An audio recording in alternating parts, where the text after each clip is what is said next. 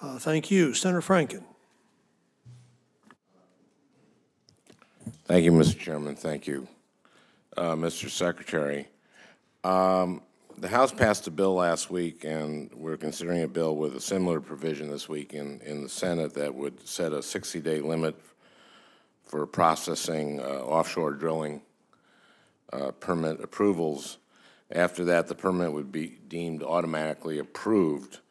To me, this seems like just a bad policy on a number of grounds. First and foremost, it completely ignores, I think, the #1 lesson from the Gulf oil spill, that you can't assume that drilling operations have adequate safety measures in place. Can you also, if you can't get it done in 60 days, I guess, instead of automatically it being approved, you just say no.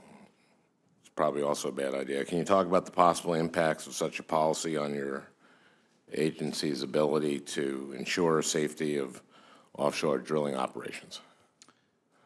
I think what it would do, Senator Franken, is to basically pull out the rug from what it is that we are trying to do here, and that is to have safe development of oil and gas in America's oceans. And you can't do that when you are essentially in a position where you are forced to do approvals in a 60-day time frame. That wouldn't work. And I think it'd be good for Director Bromwich to talk just a little bit about the permit process so that we can understand the 60-day period and how that would work.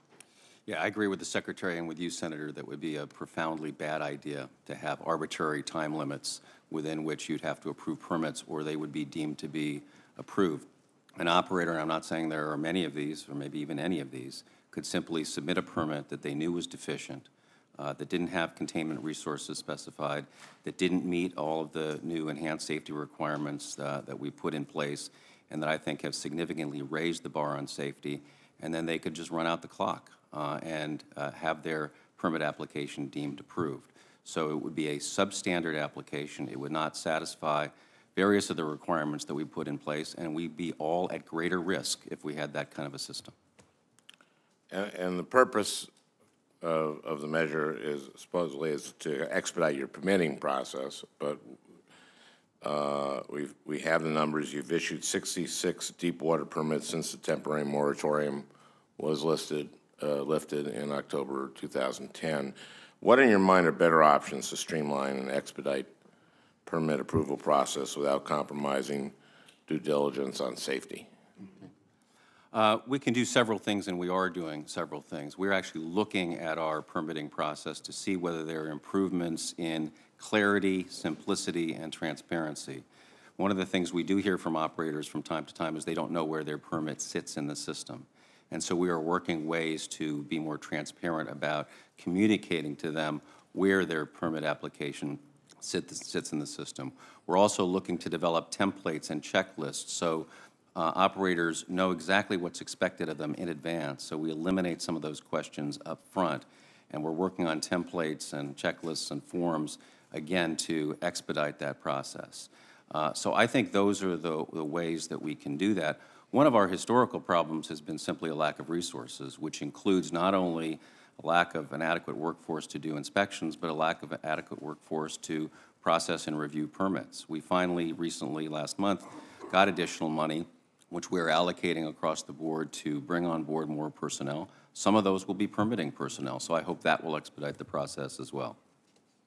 Thank you. One of the most concerning findings in the National Oil Spill Commission's report was that some oil well operators would, quote, shop around for someone within the Interior Department who would eventually approve a permit for the project. I know most people here agree that the Mineral Management Service was in dire need of reform, and we're glad to see the reforms that the administration has taken in response to the oil spill. In restructuring of the agency into 3 separate entities, the new Bureau of Ocean Energy Management is in charge of leasing activities in, quote, an environmentally and economically responsible way. In evaluating lease applications, how will this office balance these 2 often competing priorities and environmental concerns versus keeping costs down? Well, we've focused on it not only because of the report of the President's Commission, but because of other reviews and studies as well, which have identified a failure to take environmental concerns adequately into account. And so we've now focused on it, and we are working on some specific structural steps to make sure that there is balance between the development of the resource and environmental considerations. One of the specific things we're doing is we're creating the position of Chief Environmental Officer in the Resource Development Agency to make sure that the voices of our environmental personnel are heard and are factored into the balance of leasing decisions and plan decisions. Thank you. My time is up. Thank you, Mr. Chairman.